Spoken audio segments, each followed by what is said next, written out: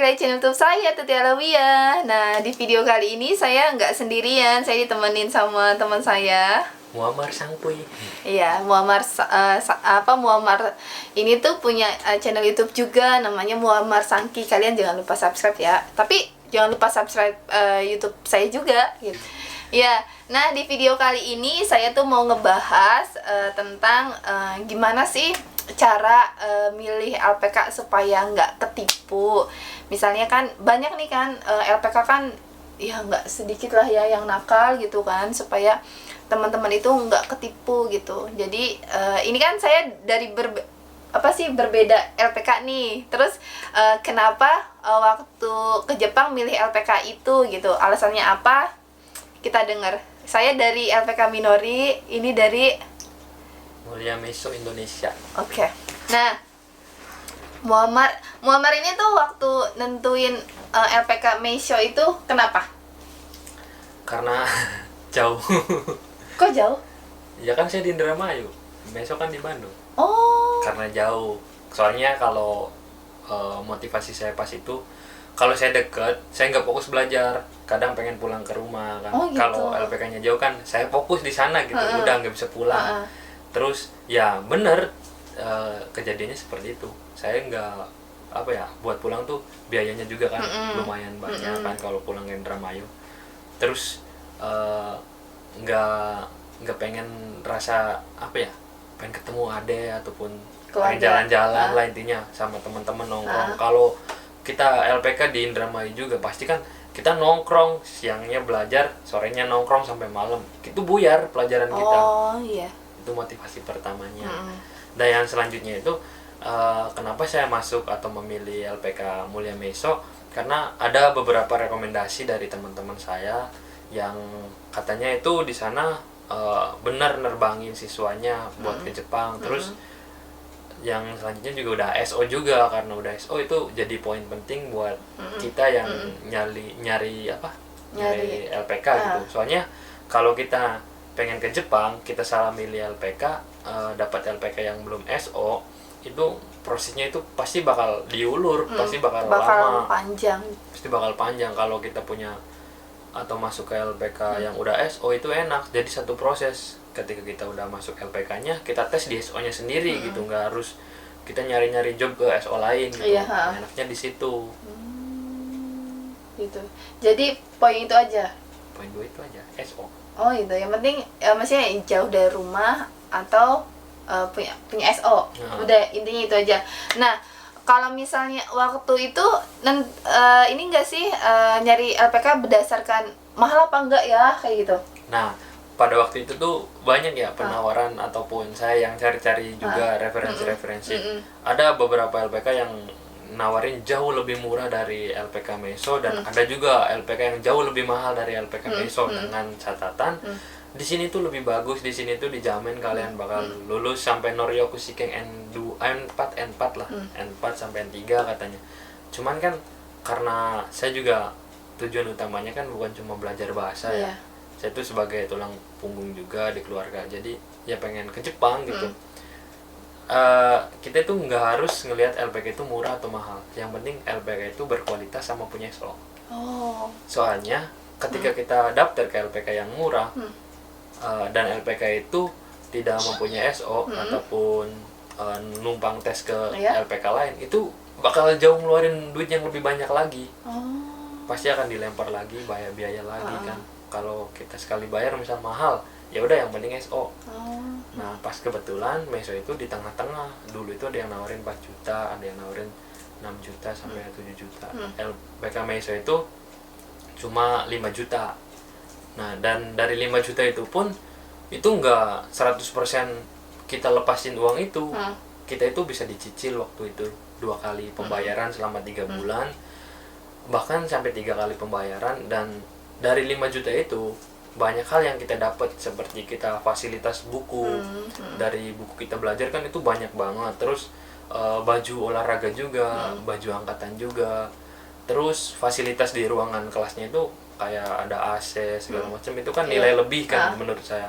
Terus sudah nerapin sistem belajar yang udah ala-ala Jepang gitu juga di sana. Contoh halnya seperti masuk kelas itu harus ganti sepatu sama sendal Jepangnya gitu. Suripa. Nah, Suripa. Dan yang paling pentingnya juga pengajarnya menurut saya. Pengajarnya itu kebanyakan di Meiso itu lulusan ITB atau IPB gitu, Institut Teknologi Bandung kalau nggak salah. ITB. Nah, intinya itu apa? Iyalah, intinya lulusan sana lah kebanyakan. Terus orangnya ramah-ramah juga. Itu jadi poin penting juga. Iya. Itu. Oh, berarti itu. Nah, kalau misalnya kalau saya sih, maksudnya dulu kenapa masuk Minori itu kan karena kita harus tahu LPK itu sudah mengirimkan orang apa belum ke Jepang gitu. Jadi kan kita dengan dia mengirimkan udah mengirimkan orang apa belumnya kan, jadi kita tahu oh itu beneran loh, itu bisa ngirimin apa kerja ke Jepang gitu. Selain itu apa sih ya? Jangan apa sih, Minori itu tuh nggak waktu awal-awal tuh nggak kayak janji manis gitu loh. Benar. Kalau misalnya ada LPK yang nawarin nanti gajinya bakalan besar gitu, terus bakalan enak, jangan kalau itu jangan percaya gitu. Itu wajib diwaspadai. Kayak gitu. Kalau misalnya Minori itu waktu itu nggak dia tuh ngomong apa adanya, nanti bakal kerja dengan misalnya di perusahaan ini kayak gitu kan, terus gajinya segini, dan kalau misalnya emang nggak boleh pakai kerudung dibilang nggak boleh pakai kerudung, misalnya emang nggak boleh sholat ya bilang gitu. Jadi nanti kita menentukan sendiri oh kita bersedia apa enggak gitu. Jadi nggak misalnya ada teman saya yang misalnya kan dari Indonesia tuh oh boleh pakai kerudung, boleh sholat gitu, ternyata sampai sini itu tuh nggak boleh pakai kerudung. Akhirnya tuh dia masalah karena dia ngotot pakai kerudung, karena dia kan udah ibaratnya dibohongin lah ya sama LPK-nya, karena dibilang tuh boleh pakai kerudung ternyata enggak gitu, dan dia yang mempersalahkan itulah gitu kan, karena kenapa bilangnya boleh tapi enggak gitu. Jadi Minori itu enggak janji manis gitu. Nah, dan benar seperti yang Mbak Tuti obrolin tadi, jangan mudah percaya ke LPK yang janji manis, apalagi bawa-bawa nama Jepang. Kalau kalian belajar di LPK sini, kalian pasti 100% bisa pergi ke Jepang. Enggak. Soalnya waktu saya masuk Meiso aja, pas baru pertama belajar, bahkan bukan belajar, pas pertama kali tes kan LPK-nya kan ada tesnya juga. Itu diomongin, kalian di sini belajar bahasa, kalian nggak ngejamin bakal diterbangin ke Jepang. Kenapa demikian? Karena orang LPK-nya pun nggak tahu orang Jepangnya itu bakal milih kita apa enggak. Kita tuh bakal sesuai kriteria perusahaannya enggak gitu. Karena belajar dulu baru interview ya. Soalnya apa ya, orang Jepang tuh punya kriterianya juga, dan kita juga wajib dinilai selama di LPK. Kita belajarnya giat apa enggak. Nah, di situ tuh motivasi besar buat teman-teman. Jadi jangan mudah percaya sama orang-orang atau LPK yang ayo ke LPK saya. Sekian juta terbang. 3 bulan terbang. Itu nggak ada sistem LPK yang kayak gitu. Soalnya sistem pemagangan itu harus ada proses dan alur yang dilewati. Nggak semudah kita punya duit misal 60 juta. 2 bulan ke depan saya pengen terbang. Itu nggak bisa kan? Karena ada alurnya juga. Dari pertama kita harus belajar bahasa sampai level berapa itu. Terus kita juga harus dipilih sama perusahaan Jepang yang sesuai kriterianya enggak. Terus yang selanjutnya kita itu udah menyelesaikan administrasi belum? Administrasi di sini seperti kayak paspor, visa, dan medical check up juga itu penting. Nah, di situ tuh ada prosesnya. Jadi nggak semata-mata ke Jepang itu karena kalian atau kita punya duit bisa terbang. Jangan. Kalaupun pengen bisa kayak gitu, saya kasih gambaran, kalian traveling lah ke Jepang. Kalian punya duit lah, oke, 60 juta. Tapi buat traveling aja kalian tuh butuh proses. Pembuatan visa, paspor, itu kan ada prosesnya juga. Apalagi pemagangan yang notabene kita bakal ditempatin di tempat kerja dan bersosialisasi langsung sama orang Jepangnya. Tentunya kita sebelum didatengin ke Jepang, kita juga harus melalui proses belajar, di mana kita harus bisa menyesuaikan diri sama orang Jepangnya, entah itu dari budaya, cara kerja, cara ngobrol. Nah, itu intinya teman-teman. Jadi jangan mudah percaya ya. Jadi intinya itu sih, maksudnya jangan, kalau misalnya ada yang ngomong manis tentang kerja di Jepang itu tuh enak gitu kan, jangan percaya dulu, karena nggak semua ya mungkin ada orang yang misalnya mendapatkan perusahaan yang baik atau misalnya emang kerjanya enak, tapi kan nggak semuanya kayak gitu. Justru kalau misalnya kalian diiming-imingin dengan kata-kata manis tuh kalian harus curiga bener apa enggak kayak gitu. Jadi kalau misalnya apa ya, sebenarnya emang banyak sih LPK yang nggak baik gitu. banyak banget ya. Kadang ini cerita dari temen-temennya temen saya kayak gitu kan. Jadi dia tuh berangkat lewat LPK. Saya nggak tahu LPK-nya gitu kan. Jadi dia tuh kayak dibayarin dulu gitu dana talangan. Tapi ternyata dia kerja ke Jepang, dia tuh jangankan buat bayar dana talangan, buat hidup aja tuh nggak cukup. Karena gajinya itu sekitar cuma 3-4 mang doang. Itu tuh kayak kerja rodi kita di sini kerja cuma cukup buat makan, kadang juga kurang kalau segitu menurut saya.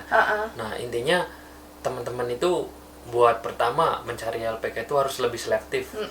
Tentuin dulu kriteria yang seperti yang kita sebutkan tadi. Yang pertama LPK-nya itu udah SO, walaupun belum SO, seenggaknya teman-teman tahu udah berapa banyak orang yang terbang dari LPK itu. Dan masalah biaya oke lah, biaya LPK itu ada, biaya awal, biaya LPK dasar itu pasti ada. Cuman berapa besarnya itu teman-teman harus tahu juga, jangan sampai over, apalagi dimintain jaminan sampai puluhan juta. Itu tuh udah nggak ada sistem pemagangan yang kayak gitu sebenarnya. Bahkan sebenarnya mah ada sistem pemagangan yang nggak harus dari LPK, seperti kayak IMN, IM Japan ya.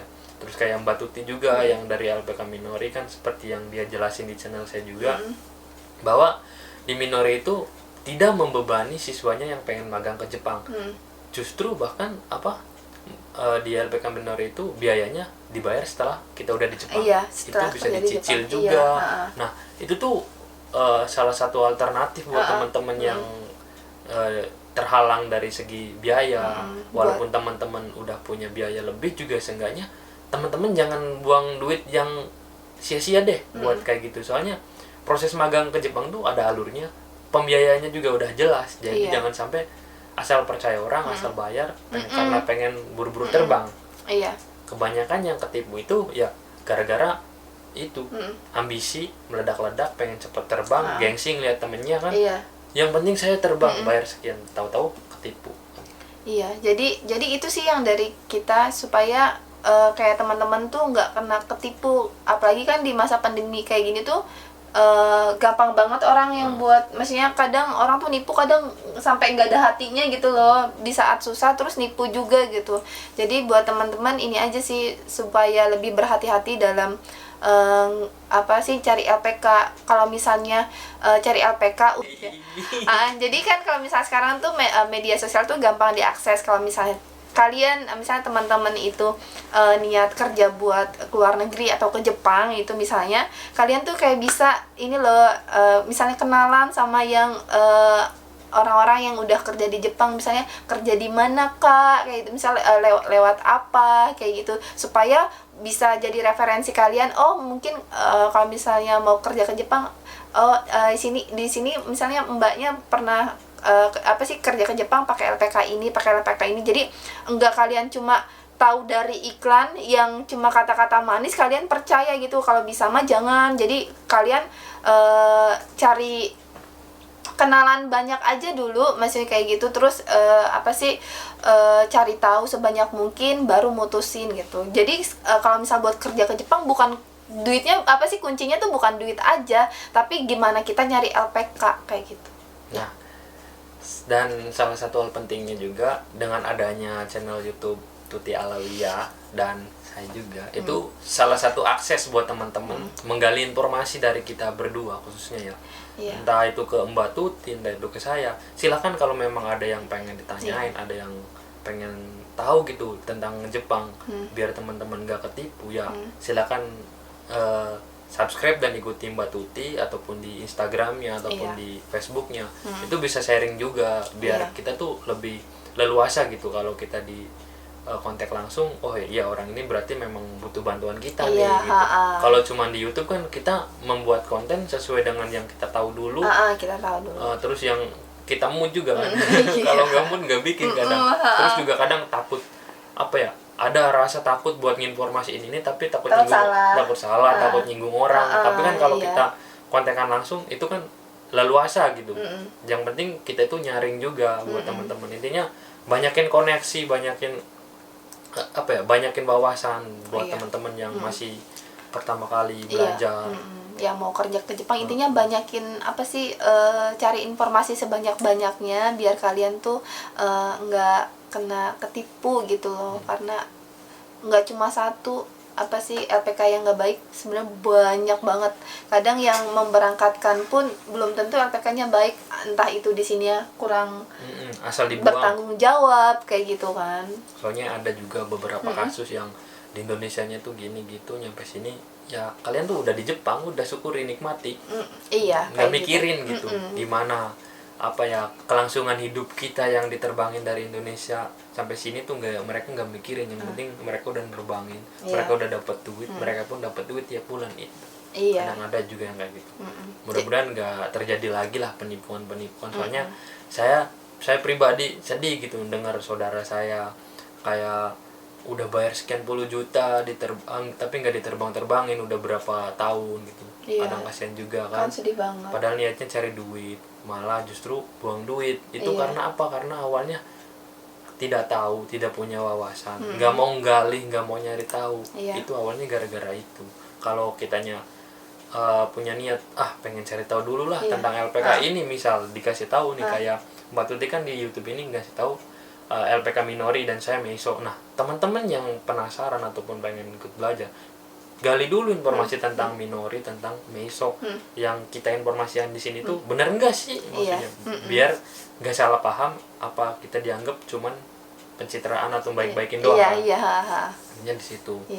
Dan saya pun kalau misalnya kadang suka ditanya, kan ada yang Kak kalau misalnya LPK ini bagus apa enggak, suka digituin kan ya. Dan saya tuh nggak pernah bilang bagus atau enggak. Saya tuh misalnya walaupun misalnya kayak Muammar ini kan dari Meisho, terus kalau misalnya nanya tentang Meisho ke saya, ya saya bilang saya nggak tahu gitu. Saya selalu bilang kalau misalnya saya tuh berangkat dari LPK Minori, yang saya tahu cuma Minori. Kalau misalnya LPK Meisho itu bagus apa enggak, ya mungkin bagus gitu, tapi saya tuh nggak mau itu tuh pernyataan itu tuh keluar dari mulut saya karena saya tuh nggak secara langsung kerja ke Jepang lewat LPK itu gitu. Jadi saya tuh nggak tahu dalamnya seperti apa, terus prosesnya kayak gimana gitu. Jadi nggak mau mengeluarkan pernyataan yang sebenarnya saya kurang paham kayak gitu. Jadi kalau misalnya ditanya LPK bagus apa, rekomendasi apa, ya selalu saya bilang LPK Minori gitu, karena saya lewat berangkatnya dari situ kayak gitu. Betul. Gitu sih. Ya udah gitu aja sih sebenarnya video kita. Jadi semoga video ini bermanfaat buat teman-teman. Teman-teman yang mau kerja ke Jepang atau entah itu kemanapun, tetap semangat. Jadi sebelum kerja, maksudnya punya tujuan itu kita harus cari informasi sebanyaknya. Nggak salah kok kalau kita punya informasi yang banyak sebelum kita tuh menyesal karena kurang informasi. Betul. Oke. Yo, assalamualaikum. Subscribe channel Tuti Alaminya sama Muammar Sangki. Dadah.